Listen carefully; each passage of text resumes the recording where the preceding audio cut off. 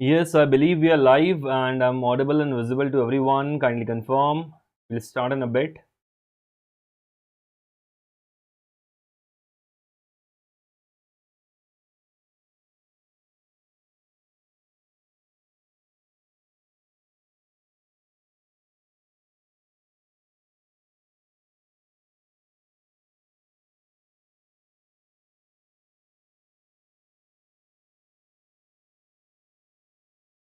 All right, guys. So I guess we are good to go and I'm audible to everyone. So today's session is going to be really, really important for you guys because we have updates from not only RBI but also SEBI.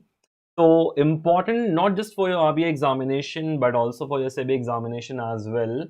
And I hope that you all must have gone through the syllabus and everything of SEBI Grade A examination as well.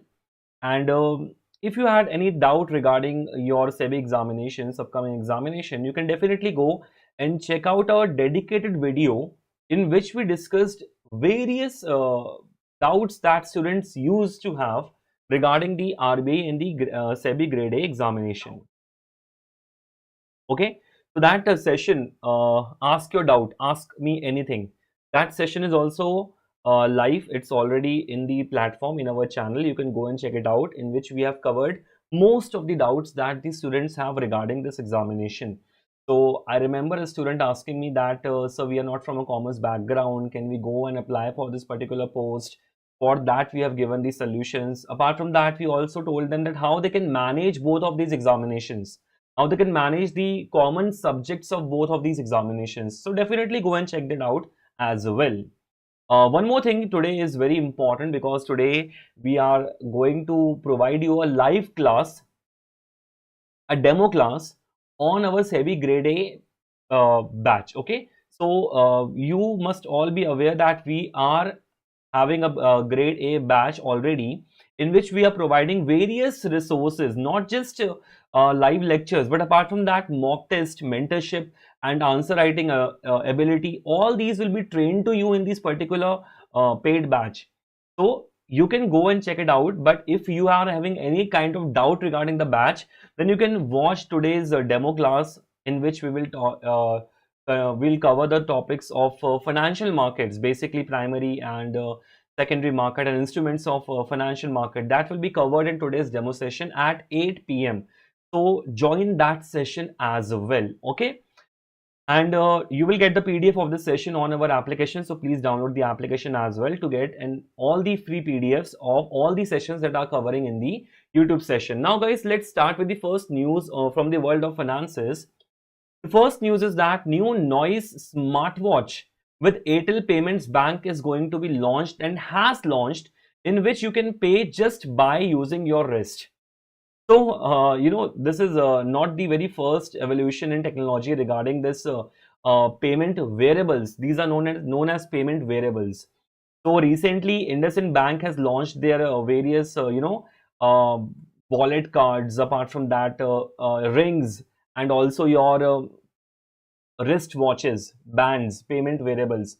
So these were launched by IndusInd, but you can see the same pattern being followed by Airtel Payment Bank as well. They have co-launched a new wristwatch, which is a Noise smartwatch, which will be having all the payment features as well. Okay, so very good initiative, very good evolution and using of tech in the world of finances. So effortless payment will be there. This collaboration between Noise and Airtel Payment Bank and MasterCard lets you make contactless payment directly from your wrist using the watch built-in NFC chip. So NFC chip is basically used for multiple wireless transactions, and not only transactions but also transmissions. So I don't know if you might have read this or noticed this, but usually in your Bluetooth speakers or your headphones, you will notice that NFC is written sometimes in that. So it is used for wireless transmissions of information. That same tech will be used for this payment variable as well. And although there is a cap for the transaction, there is a limit of how much transaction can be done without putting in the pin, just by contacting with the machine and the input device. So it will be a simple activation. Existing Airtel Payment Bank customers can purchase and activate the watch through the Airtel Thanks app, and the new users can open an account and order the watch within the app. Okay, so not a very difficult task to do for the people who want to get this. Yes, exactly, Achal. That's exactly what I was telling you. That just like IndusInd Bank has launched variables, these are known as payment variables. Similarly, your Airtel Payment Bank has also launched, and soon you will see the trend being followed by multiple payment banks as well. I'm telling you that. Secure transactions, it is there. Make secure payments up to 25,000 is the cap limit for this. And at the point of sale terminal, you will be able to pay this in the retail outlets and any other places where you want to pay the price for or do the purchase. Okay, affordable price is there. So which is almost 3,000, you will get the smartwatch. That's normally the price of any smartwatch nowadays. Okay, now let's come on to the very important part, which is the news from the RBI. So RBI has issued omnibus framework for recognizing self-regulatory organizations for banks, NBFCs and fintech. So guys, self-regulatory organization is in news, and we have already covered multiple updates from the side of RBI regarding the SROs. So basically, recently they said, told that multiple SROs should be opened for, fintech companies. If you remember that news, and they have also said that we are not, just restricting that the SROs should be a single body or multiple bodies. It can be any one of them, depending on the feedback that is being we are getting from the market, and it should be a providing a level playing ground for every fintech as well. So same SROs are in news right now, so it is very important to cover all the informations that RBI is circulating regarding the self-regulatory organizations. So what are self-regulatory organizations? We will discuss that as well.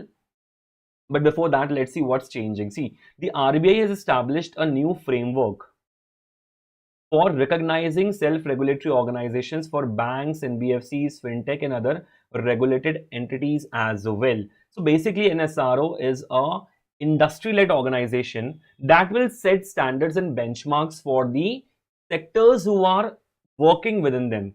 So these set standards will ensure that the members or the banks or the NBFCs or the fintechs which are operating under the self-regulatory organizations comply with these regulations. But is it fair to say that the self-regulatory organizations will have no role to play with the RBI or the SEBI? The answer is no. That's exactly the RBI is issuing right now, the omnibus framework. Basically, this framework says that all these self-regulatory organizations will have to be in a direct contact with the RBI, and not only that. And whenever the RBI is asking for any piece of information, for any report, be it periodic report or be it ad hoc report, the self-regulatory organizations must comply and they will have to provide those reports to the RBI. So it's not completely an autonomous organization, rather it's an self-regulatory organization which will be monitored by the RBI. Okay, very important. So reporting, first let's jump on to the key facts which are stated by the RBI. SROs must submit an annual report. Annually, they will have to submit a report within 3 months from the completion of the accounting year.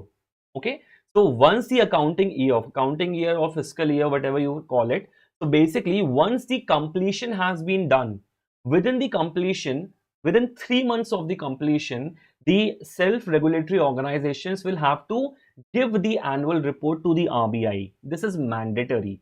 They must also submit periodic reports. Periodic reports can be anything, for example, half-yearly, quarterly, in fact, weekly basis, and in fact, ad hoc reports as well. So if RBI is suddenly asking you to submit a report to the self-regulatory organization and ordering these SROs to submit a report on the ad hoc basis, then that also has to be initiated by the SROs.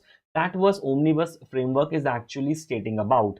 Apart from that, transparency has been talked about in this particular framework. They have said the SROs are required to keep the RBI informed about the developments in their sectors and promptly report any regulatory violations. So they will have to self provide all the information, all the developments that they are doing on a continuous basis in this sector. So whether it be about the code of conduct, creating the model code of conduct for the fintechs or for the NBFCs, any latest development which SROs have initiated regarding the sectors. So if for NBFC, SRO will be different, for fintech it will be different. So whatever developments are being handled in these SROs, they will have to be directly contacted with the RBI on regular basis. Okay, that's what the omnibus framework is stating about. Apart from that, if we talk about objectives, SROs are expected to promote a culture of compliances, develop industry standards, and provide technical expertise to the RBI. Okay, so if we talk about the objectives of these SROs, they will have to create a culture for these NBFCs, fintechs, and for the other sectors which require the SROs. Okay, and they also have to create a industry standards. Therefore, in the starting phase only, RBI has stated that these SROs should be a very large organization. They should be equipped with all the technical advancements so that they are able to generate an industry standards for all the MDFCs and all the fintechs as well. Okay, now if we talk about structure, so SROs, as we have discussed earlier, will be incorporated as an not-for-profit organization. Okay, under the section 8 of the Companies Act 2013, it must be registered as a not-for-profit company.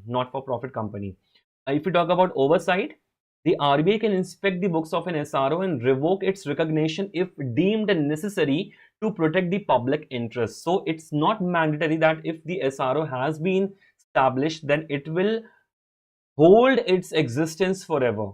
Whenever RBI finds that there is kind of a violation or something is happening against the public interest, then the RBI has the right to snatch away the recognition from the SROs if deemed necessary. Very important pieces of information, guys.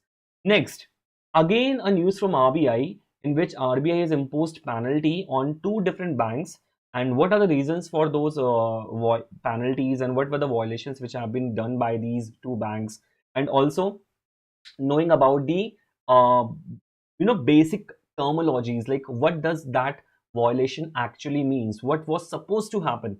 We'll talk all about that in this particular section of the video. So RBI has imposed a monetary penalty, and this penalty is of a good amount on DCB Bank and Tamil Nadu Mercantile Bank for rule violations. Okay, so RBI has imposed the penalties on these two banks which have been mentioned earlier. Violations have been there majorly regarding the interest rate on loans. So what they have done is actually they have or RBI has found some kind of discrepancies in the way they calculate the interest rate for various MSMEs, the way they transfer the information of the borrowers to the regulating authority. That will discuss that what kind of an authorities are there to whom various financial institutions provide information so that they can banks can get the benefit from this information and be able to uh, you know I would say just regulate your NPAs, your non-performing assets. That we'll discuss about in the coming section. Okay, so let's first get over with the amount of fine which has been charged. So DCB Bank was fined with 63.6 lakh, while Tamil Nadu Mercantile Bank was charged 1.32 crore of penalty by the RBI. Now, reason for, first we'll talk about the Tamil Nadu Mercantile Bank penalty. What was the reason and why were they charged such a huge amount of penalty? So basically, they failed to properly set interest rate for some floating rate loans provided to MSMEs. So basically, they were not able to set the interest rate for some floating rate loans. Okay, so floating rate loans means the rate of these particular financial instruments, they differ, they keep on changing. So they were not able to properly set the interest rate, which was actually going against the interest of the MSMEs, and the Tamil Nadu Mercantile Bank was getting the benefit out of it because of this violation. Apart from that, used multiple benchmarks to determine interest rate on loans within the same category, which is against regulation. Guys, very basic to understand. If I am supposed to set a standard, set a benchmark, okay, for something of a similar category, then setting separate benchmarks for the similar category won't be beneficial. It can be for me, but it won't be for the other person. Okay, so let's say if the bank is providing loans to a particular sector, for example MSME we talk about, okay, and for the MSME even they have a very niche category for which they have to set the interest rates. Now, for that category, you will set a common benchmark. You will not be setting different benchmarks for the same category. That's not how benchmarks work. So that is again a violation done by the Tamil Nadu Bank. Apart from that, the same thing that is written here, that they did not price certain floating rate interest based on the correct benchmark rate. So problems with benchmark, again, they were not able to set the interest rate as per the benchmarks. And the most important is that they submitted inaccurate external ratings of some borrowers to the central repository of information on large credits. So basically this organization or this repository, to this repository all the financial institutions send the financial info or send the information of their borrowers on of their customers, so that the other banks can benefit from this and they will be able to manage their non-performing assets as well. So if I am a bank, I know about my particular client, I know about my customers, I know about their solvency, their financial soundness, everything is known by me. Then I will have to report, then I will report that to this particular central repository so that any other bank could benefit from this. Getting my point? So they were actually sending inaccurate information regarding the borrowers who were belonging to their banks. So again, a very big violation done by Tamil Nadu Mercantile Bank. That's why you can see a penalty of whooping around 1 CR. So that's a big penalty. Now talking about reason for DCB bank penalty. So they did not reset interest rates at required intervals for some loans linked to marginal cost of lending rate. So what is marginal cost of lending rate? See guys, basically marginal cost of lending rate basically means that it is the minimum rate at which a bank can provide loan. Okay, so it is the lowest interest rate in which the bank can provide loans. And another important information that you should carry about marginal cost of lending rate is that it was introduced in April 1, 2016, and it was basically a replacement of your base rate system. Okay, so this is actually, it takes into consideration everything. For example, it takes into consideration the bank rate, the CRR, the liquidity reserve ratios, and when all these things are considered, then a very or the lowest interest rate for any kind of a loan is figured out, which is known as the marginal cost of lending rate. Again, replacement of the base rate system, which was replaced in April 2016. So very important information that you have to take away from this. It was incorporated on 1st April 2016, which was a replacement for the base rate system. Okay, so you should keep that in mind.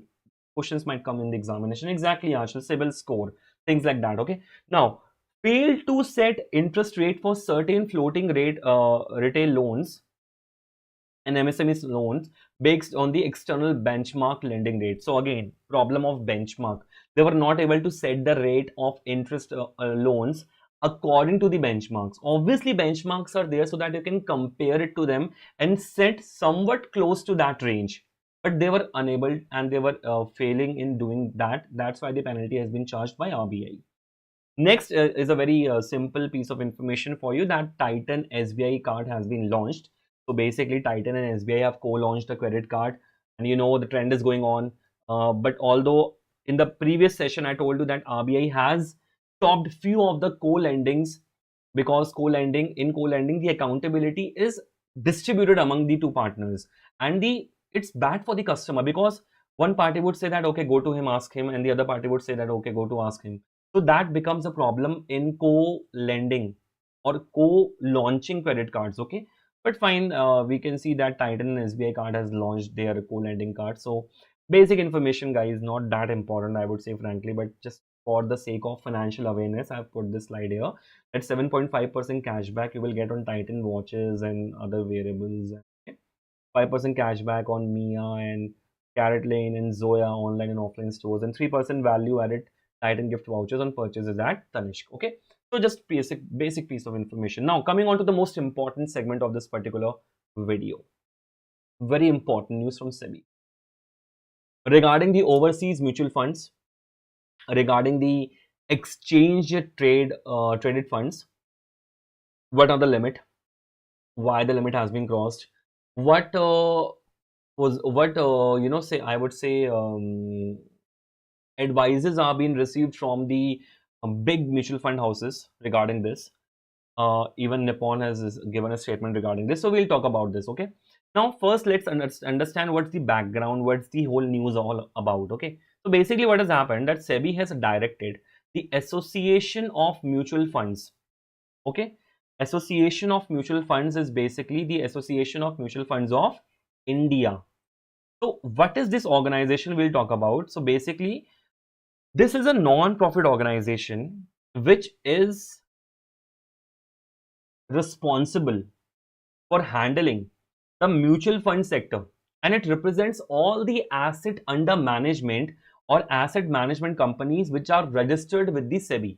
So very important, all which is the asset association of mutual funds in India. Okay, so this is actually a representative of all the asset management companies which are being registered with this Securities and Exchange Board of India.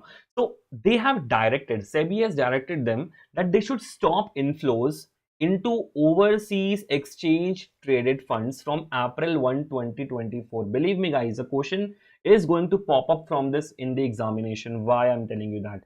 First of all, it's regarded SEBI. Second of all, it is going to be implemented soon. So why not? Question may rise in the examination. What happens is, you can invest in the foreign market. For example, I want to invest in the foreign market. I want to invest in the foreign stocks or into, let's say, foreign mutual funds or foreign securities, whatever the case may be. I have two options. Either I can directly invest, or I can invest in the mutual fund which is going to invest in the international securities. You're getting my point? So there are two methods of investing overseas. Either you can invest it directly, or you can invest it through overseas exchange traded funds. Overseas exchange traded funds are just like mutual funds, which will be investing into multiple stocks, securities, shares, other kinds of debt instruments, whatever the case may be, a basket of multiple securities. But all these securities will be concentrated in the overseas market, in the foreign market. So that is an overseas exchange traded fund. Now, why SEBI is stopping them from doing that and stopping them from investing into fresh securities from April 1, 2024? Because we have crossed the threshold which was designated or designed by RBI. So basically, this is because the industry is nearing the overall limit of $1 billion which has been set by RBI. So basically what is happening, as I told you, there are two ways of investing into the overseas market. Okay, one is your direct investment and the other is your let's come here only. So there are two methods of investing. One is your direct investment and the other is your exchange traded funds, and to be more precise, overseas, sometimes known as foreign, sometimes known as overseas. Okay, now for these exchange traded funds, RBI had set a cap of $1 billion, that this much of amount can be invested in the foreign securities via exchange traded funds. And for the overall category, this was capped at $7 billion. Okay, these figures are really important, guys. For the overall industry, including direct investment and your exchange traded funds, it was $7 billion. And if I talk primarily regarding just the exchange traded funds, then it was capped at $1 billion.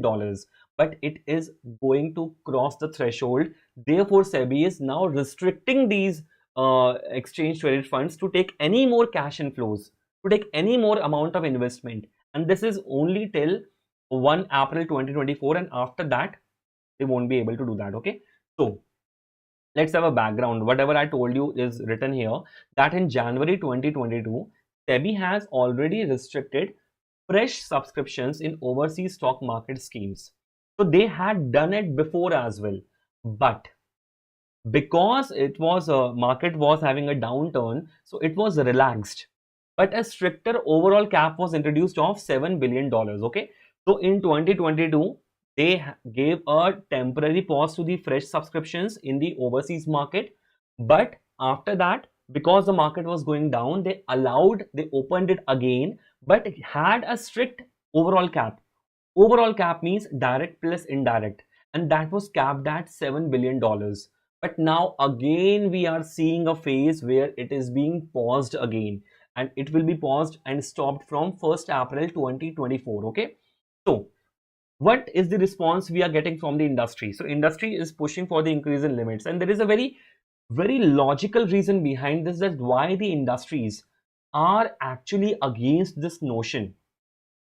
See, we all say many times that the education industry or education department sector, any other sector, job sector, whatever, interviewing sector, anything you call about it, okay? We say that this is all outdated. This is all based on the, policies which were framed in 2001, 2002, 1990s, things like that. Same is the reason for the investors regarding this cap. This particular cap was fixed of this $1 billion. This particular cap was actually fixed in 2007 2008. This was that time. Okay, so this AMFI and the fund houses have requested that they increase the overseas investment limit. Now, thinking this from the perspective of the government, they want to restrict the investment because they want that the foreign parties come. Obviously, they want that the FPIs and the FDIs, they are going increasing in the country, rather than going or the spreading of the domestic investment in the foreign markets. I hope you're able to understand that. As a nation, as an economy, you would want more and more foreign reserves, forex reserves to come and land in your country, rather than investing in any other foreign country, because sooner or later that investment will benefit the foreign country more as compared to the domestic country. So that's the notion behind India or economy or SEBI in this particular case for this restriction. But as the point of an investor, they have said that because this limit was set in so long back ages, it needs to be rephrased. And it is a very strong factual reason also, because the forex reserve that was when these policies were made, that was $300 billion back then, and right now it has been doubled. Actually, it's currently $600 billion as compared to the $300 billion forex reserve, which was during the time when the limits were set. So obviously, this is something which will be needed to discuss, and we will find some kind of updates from this particular piece of information. So I'll make sure that you guys are being updated regarding all these. Apart from that, one more thing has been said by SEBI, that for the overseas investment, the valuation of these investment will be done on acquisition cost basis, not the market value cost basis. So basically, acquisition cost is the cost which you have incurred during the investment phase, which has been stated in the proposal. So that will be considered as the valuation method for valuing these overseas investment, because we all know that the market value keeps on changing and changing. So they have set a fixed acquisition cost. Whatever is the cost during the proposal phase, that will be fixed for the valuation of these overseas investment, rather than fluctuating prices, which is the current market value. So that will not be the case. Again, very important piece of information. Hi guys, I hope that all these informations were really meaningful and really easy to be understood by you guys. I tried to not just give you the brief about the news, but also give you the historical background, that what has led to all this and what are the various factual and figures regarding these information. Okay, I'm very confident that this might get updated in the future, and this cap might get improved, might get increased as well. Okay, because we have, as an economy, the forex reserve, everything is implying towards that there has been some growth in the economy. So why not increasing the cap as well? So Now, based on the information and all the things that we have covered in this session, I have few questions for you. Exactly, I have two questions for you. So we won't be discussing this because it is a very basic question based on what we have studied today. So kindly solve these questions and comment them down in the comment section as well. Again, I'm telling you guys, at 8 p.m. 8 p.m. is very important today, okay? Because today at 8 p.m. you will be getting the first demo class of our SEBI Grade A paid batch. See guys, I believe in the notion that rather than gathering information from multiple sources, you should gather information from a single source multiple times. Okay, so I have a very big confidence in our this paid batch because we as a faculty we know that how much blood and sweat is been invested in these batches. There is a lot of research, a lot of proofreading, a lot of effort, time, and research which goes through behind these batches. Okay, and that will be reflected to you in today's demo batch. So it, I don't think it will be a loss for you for attending our 30 to 40 minute session today. Just go ahead and find that session, even if you don't enroll to the paid batches, but that session will be very much beneficial for you. So at 8 p.m. kindly put your notifications on.